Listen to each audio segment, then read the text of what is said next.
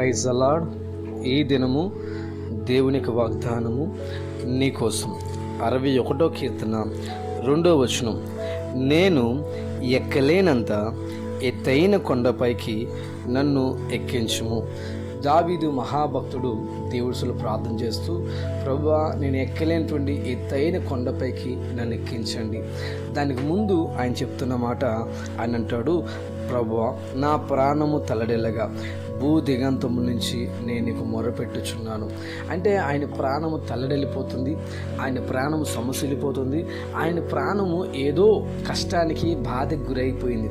ఆయన ఇంకా నా వల్ల కాదు, నేను ఎక్కలేనని ఆయన అనుభవంలో వెళ్తున్నప్పుడు దేవుని వైపు చూస్తూ, ప్రభా నేనైతే ఎక్కలేని కానీ నీవే ఎత్తైన కొండపైకి నన్ను ఎక్కించండి అని ప్రభుత్వంలో ప్రార్థన చేస్తున్నాడు. సమస్యల వైపు చూసి కృంగిపోకుండా, బాధల వైపు చూసి కృంగిపోకుండా, ఆ సమస్యలు ఇంకా నన్ను కృంగదీస్తే కనుక నన్ను పైకి లేపే దేవుడు ఉన్నాడు అని ప్రభు తట్టు చూస్తూ తన భారాన్ని దేవుడికి అప్పగించుకున్నాడు.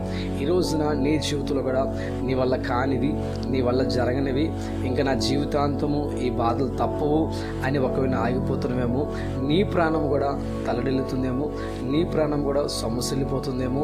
అయితే ఈ రోజున ప్రభుకి నీ సమస్య తెలియజేయి, ప్రభుకి నీ కష్టాన్ని తెలియజేయి.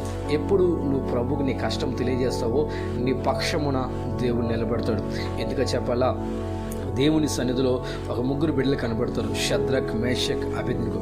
ఈ ముగ్గురికి ఒక సవాల్తో కూడినటువంటి ఒక సమస్య ఏర్పడినప్పుడు, ఆ సమస్య వచ్చినప్పుడు అంటాడు, ఈ అగ్నిగుండం నుంచి నా దేవుడు తప్పించుటకు సమర్థుడు, ఒకవేళ నా ప్రభు తప్పించకపోయినా పర్వాలేదు అనే ధైర్యంతో అగ్ని మంటల్లోకి వారు వెళ్ళిపోతున్నప్పుడు, అగ్ని మంటల్లో వారు కాలిపోతున్న సమయంలో 4వ వ్యక్తిగా దేవుడు వారితో ఉన్నారు.